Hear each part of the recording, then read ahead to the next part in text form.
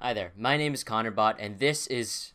I don't even remember how many tips I made. 55! This is 55 ultimate tips and tricks for Spellbreak. Before we get started, please consider subbing to this channel and following over the Twitch. I work really hard on making these kinds of videos and a bunch of Spellbreak content, and I also work really hard to make an entertaining stream. You catch clips and gameplay videos live, and you get to ask questions and play with people. Without further ado, let's get started. Number 1, fire and toxicologist react together to make dragon fire. This does 20 damage per tick that you stay in it and does quite a lot to your health and is the highest damaging combo.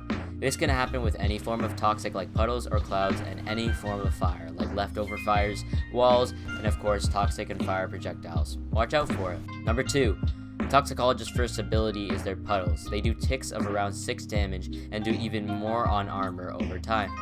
Many Tox mains do something called gardening, which is lobbing tons of little toxic spikes to paint the floor with it to get early damage. Number 3, Frost Sorcery has a little circular radius around it. It slows and then freezes people in the radius, not including the user.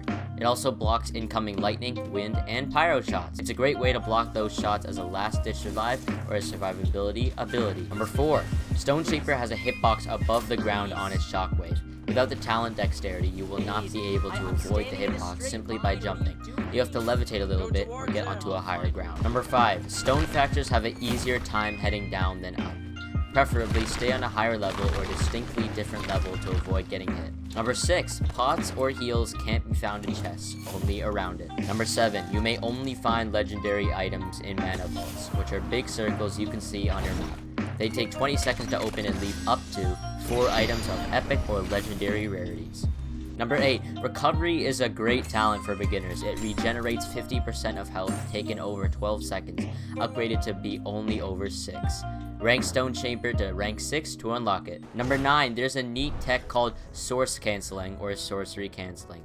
It's the act of whipping out your sorcery, then canceling it with a right or left click. The great part about this is that when you're holding out your sorcery, you still retain your momentum while holding yourself in the air. It allows you to now just make those jumps you weren't making before. It increases the horizontal velocity you can now travel. Number 10, Conduit Sorcery Lightning Strike is not instant. To combat this, make sure you put it slightly ahead where they are going so that they enter the strike zone and get zapped. Number 11, the Wind Gauntlet is a pretty bad offhand, but the sorcery makes it alright. The tornado combos with lightning, fire, and toxic to make elemental tornadoes respectively. They are a great area of effect combos for fights. Number 12, if an annoying Frostborn's getting away, you can use lightning, toxic, fire, and wind to stop them. Not only can you use your trail skill as fast as them, but you can use all those elements to get rid of the trail and stop them from going any further. If you throw toxic in front of them onto the trail, for example, it turns into a puddle and stops them in their tracks and does damage. Lightning shocks them, fire and wind get rid of the trail. Number 13. Invisible is not true invisible. In fact, you can still see slight shades of purple blur where they are, although it's hard to see. When someone uses invis or shadow step, immediately look for it and hit them to get them out of invis. Number 14. The Pyro Sorcery, Firewall, blocks up to 1 ice projectile and all toxic projectiles. It is a great way for line of sight and defense. However, wind will blow it out and go through it, and Pyro and Conduit projectiles won't stop. Number 15. As of this video, Tempest players who mainly play in the air are heavily countered by Conduit and Frost players. These two classes and gauntlets are also good in general for hitting people in the air. Number 16, if you're falling from a great height and dash right before or as you hit the ground, that downward momentum will be transferred into forward and you will go farther. Keep in mind this doesn't work with a dash like shadow step because you don't keep your momentum. Number 18, unfortunately, wind, fire, lightning, and stone all go through the firewall without fail. Wind completely blows it out, while stone will react and change its fracture to be a fiery fracture with more damage and set people on fire. Number 19, the Tempest Tornado pulls people in from a certain radius. You want to get out of this ASAP as it can be comboed for damage and just leaves you vulnerable movement-wise. If you have a rune, use it to get out. Number 20, also for the tornado, being in the air has a stronger pull than simply walking on the ground. If you find yourself in the air, don't levitate, just drop to the ground and run out. Also, using something like Firewall or Vanishing Mist Cloud might not work, as both combo with the tornado and will simply not appear. Number 21, if you're getting annoyed at really good players like Conduit and Frost, LOS them, which is called Line of Sight. This means just putting something in between you, like a rock or anything they can't break. It stops them from damaging you from afar, which is their strong spot. Number 22, having trouble hitting your frost shots? Make sure at longer distances and lower charge times, you need to aim above for the shot to hit as it curves down, as opposed to close up where you shouldn't lead your shot. Just shoot him. Number 23, you can use your teammates' sorceries for movements. For example, all teammates' firewalls can be used for Firefly if you are a pyromancer. Number 24, the conduit sorcery will hit you no matter how high up you are, as long as you are in the circular radius of it. Number 25, if you're playing Tempest, your offhand gauntlet is to be used for damage.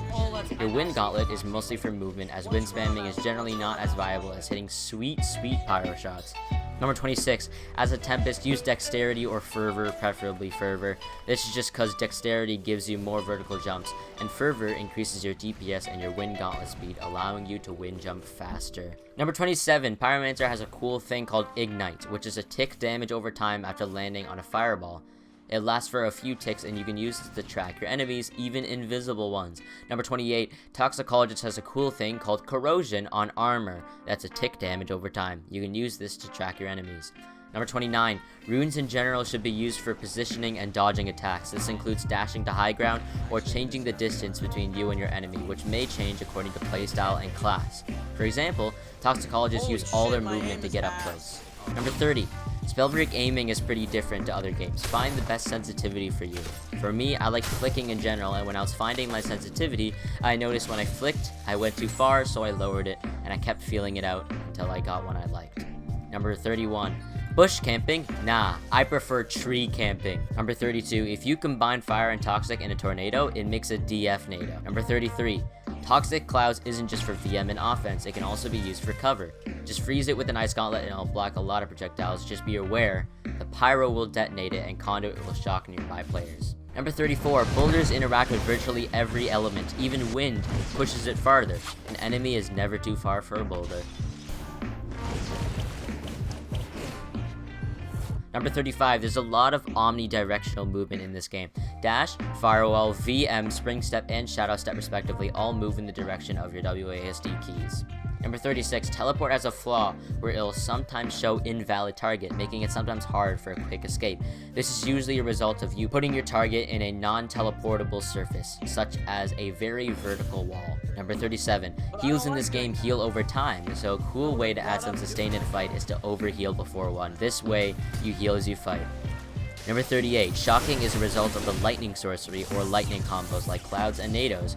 It renders you unable to rune or shoot, but you can levitate. Number 39, when you want to swap out certain spots of your inventory, hold down the number you want to swap it out with. For example, holding 4 while looking at this fire gauntlet puts it in the 4th slot. Number 40, all newly picked up belts will completely restore armor.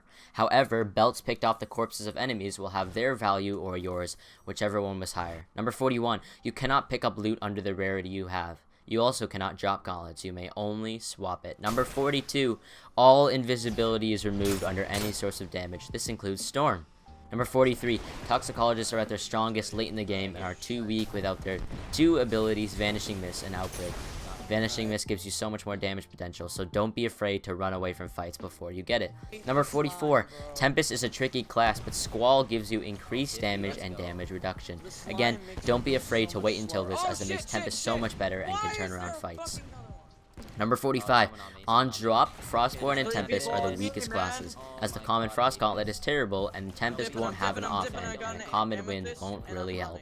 Number 46, Toxicologist and Pyromancer are very strong off-drop anywhere. If you can thirst an early kill against a weaker class, go for it, just be wary once they get more loot. Number 47, Stone Shaper's first ability allows you 20 extra armor space even without a belt. To get it, Stone Slamming will give you 5 each up to 20. Consequently, you get 20 more armor with any belt than other classes. Number 48, when playing Frostborn, try getting high in the air and holding down the click. After first circle, it highlights people in red and stalls you in the air, making it a great way to scout out immediate fights. Number 49, Crossplay can be activated in the settings, and in organized tournaments or scrims, console players have to queue with a PC player to get in. Number 50, W keying is a lot faster than strafing. In fact, strafing is excruciatingly slow. Instead of holding A, just look left and hold W and flick back when need be.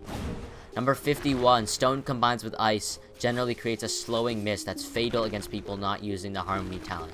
This is caused by stone slamming, alacrity trails, and ice boulders. Number 52, there are 6 unofficial Discord servers, 1 for each class. They're organized by very dedicated Spellbreak streamers and creators. They all have tips, builds, texts, tutorials, and an entire community to play with and ask questions. Number 53, after second circle, Frostborns use the Frost Freeze sorcery and have a small window of time when they are casting that they are immune to all damage. It also removes all status effects and usually blocks incoming projectiles. Number 54, finally, one of the best talents in the game, Thirsty makes you drink everything twice as fast. As a bonus, it heals teammates near you too. And that, oh my god, my voice is dead. And that was all of them. I hope you enjoyed. Credit to Kidball Prime for a few of these tips. Thank you so much for watching the video. Like, this video took a lot longer than I originally intended it to, because it took so long just to get the clips and all 55 tips written out, things like that. So thank you so much for making it this far. I hope you enjoyed the video. Please subscribe and like maybe come follow the Twitch if you want to see things like this live. It really does help support this channel a lot. I also put out a lot more Spellbreak content on my Twitch and on my YouTube. I put a lot of work into my guides and things like that. So, and on my Twitch I also do a lot of like chill music streams, random games, and a lot of Spellbreak. Thank you so much for watching. I will see you next time.